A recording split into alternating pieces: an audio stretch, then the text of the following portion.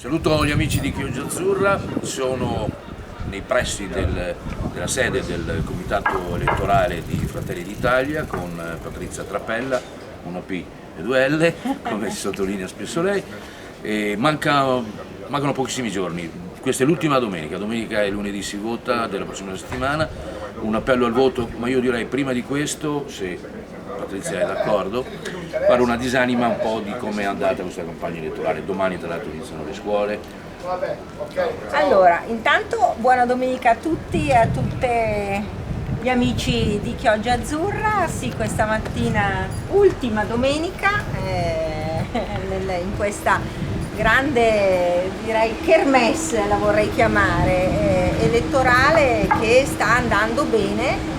Proprio direi che il territorio ha ben recepito che cosa significa il voto alle regionali, perché abbiamo avuto, come tu avrai avuto modo di vedere, ci sono stati diversi incontri, non li abbiamo ancora esauriti del tutto. Domani ci saranno ulteriori incontri ancora con il mondo della pesca, anche con gli artigiani, quindi abbiamo veramente un territorio che questa volta ha optato per l'ascolto di chi dovrà sedere e rappresentare il territorio clodiense in Consiglio regionale. E questo dà ancora una volta di più ragione a quello che io sostengo da sempre, che il voto non deve essere un voto utile, ma deve essere considerato un vero e proprio investimento che il cittadino andrà a fare sul candidato o sulla candidata che andrà a votare, appunto, che voterà il prossimo 21 e 22 settembre. Bene, dicevo, domani iniziano le scuole. Oh sì, domani iniziano le scuole, quindi... Loro non votano, ma hanno di genitori.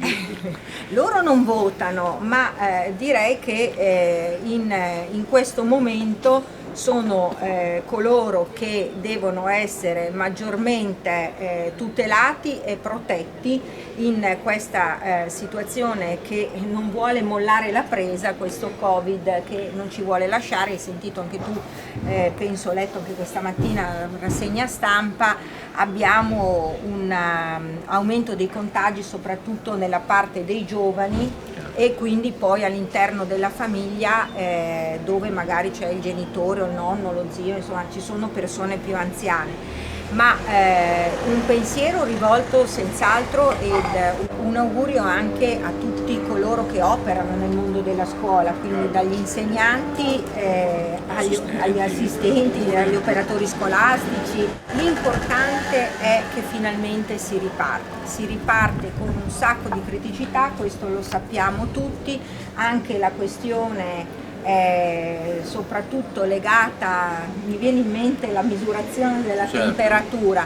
Ecco, abbiamo visto qua sul territorio la presenza in alcuni uffici degli scanner che monitorano la temperatura in ingresso delle persone, uno spunto anche per gli istituti scolastici, ovviando magari a quella che è la temperatura a casa. Io immagino il genitore la mattina con il figlio e con gli orari che naturalmente siamo sempre tutti molto di corsa. Quindi la tecnologia ci aiuterebbe, non capisco perché non venga applicata, ma a proposito di tecnologia, il periodo di pandemia ci ha fatto anche scoprire necessariamente una scuola diversa a distanza.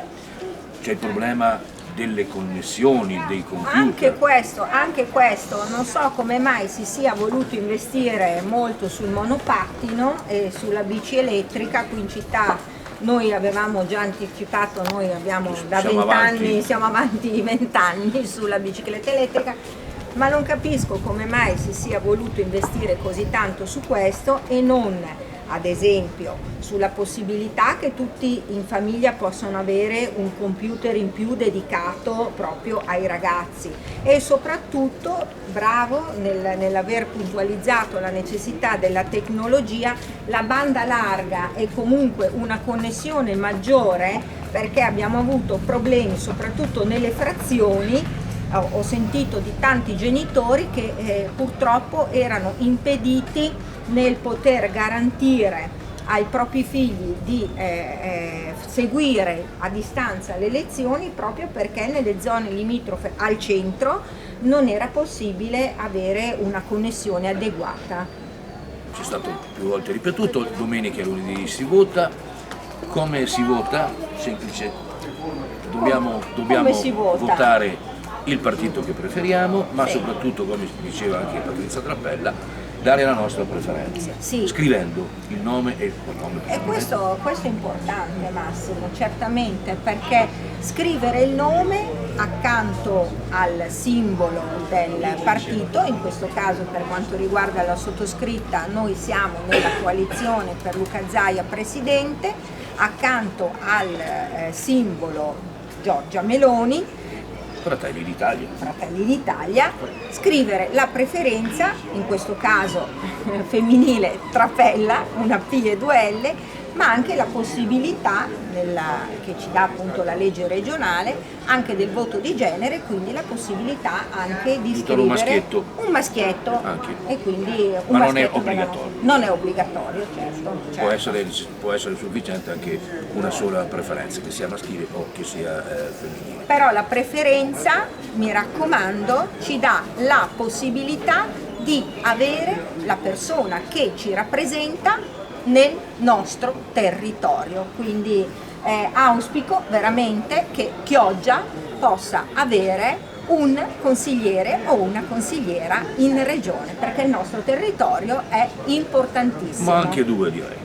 Anche due, anche tre. C'è stato un periodo che ne avevamo tre. Certo. E si vedeva la differenza. Quindi andate a votare, le regionali sono votato un candidato chioggiotto di Chioggia che rappresenti la nostra città, questa è un'altra cosa importante, sì. Ma soprattutto andate a votare. Andate a votare. Come dice Zaia, votate chi volete, ma andate a votare. Ma andate a votare. Sì.